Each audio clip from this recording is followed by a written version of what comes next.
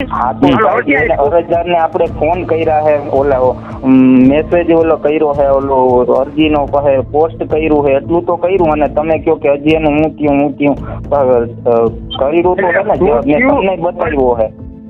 એટલે બતાવ્યો પણ સહી વાળું નથી બતાવ્યું સાહેબ તમે મને. હા તો હું સહી વાળું હાર્યો ને, હું તમને સહી વાળું બતાવું. એટલે અમીરભાઈ તમે મારા મિત્ર છો, તમે આઈએસ અધિકારી છો, હું આઈએસ અધિકારી, દાખલા તરીકે આપણે બે આઈએસ અધિકારી છીએ. તમારે આઈએસ અધિકારીઓ બધા મિત્ર મંડળ હોય અથવા તલાટી ગ્રુપમાં કોઈ આપણા હોય તો તમે એમ કહો અમીરભાઈ, તમે એમ કહો જામજોધપુરમાં આજ તો ઠીક છે, તમે મારા મિત્ર જ છો, તમે એમ કહો કે અમીરભાઈ ટીડીઓશ્રી આપણે જામજોધપુરમાં વનાણામાં અમારા એક ભાઈના દીકરા છે, એમનું આ જોઈ લેજો ને જરી. એટલે મારે એમાં એક મિત્ર તરીકે કે ભાઈ આપણે હું ભાઈ કેમ તલાટી મંત્રી કરતા નથી. હમણાં પરમદીની વાત કરું, ગુંદડામાં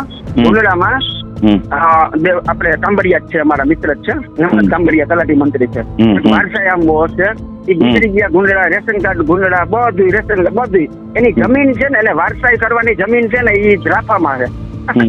અમીરભાઈ વાત સાંભળજો, તો કાંબરિયા એને નહીં થાય એમ કરીને ના પાડતી. બીજું મોઢીની વાત નહીં હાલે ભાઈ, ના કરે તો એને હવે એને અમીરભાઈ એને અરજી કરી મારી ઉપર ટીડીઓ ઉપર કે ભાઈ અમારે તલાટી મંત્રી આંબો આપતા નથી.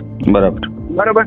તો એને ખરેખર એને હું એમ કહું છું, આપણે એને લેખિત દઈ દો ને ભાઈ અમીરભાઈ, કે તમારે જે કાયદાકીય રીતે જે કાગળ કમ્પ્લીટ હોય તો કરી દેવું પડે. કાગળ કમ્પ્લીટ ના હોય ને કરે ને તો આની નોકરી ઉપર એક થપ્પો લાગે કે કઈ સસ્પેન્ડ થઈ શકે કે ડિસમિસ થાય. ના આપણે ભાઈ ભગવાન જવાબ તૈયાર કર્યો હોય ને, જેને પોસ્ટ કરવાનો હોય ને, હું તમને મોકલું હું, ટીડીઓ સાહેબ ને મોકલું હું, જો એમાં મારી વાત સાંભળો અમીરભાઈ, હું દેવાનું જ છું ને. દેવાભાઈ સાંભળો, મને ક્યાં વાત છે દેવાભાઈ વસ્તુ નથી એમ જાય, તમે સમજો એમ જાય એ વાતને એ કામ થાય કે ન થાય એને મારે મતલબ નથી ભાઈ.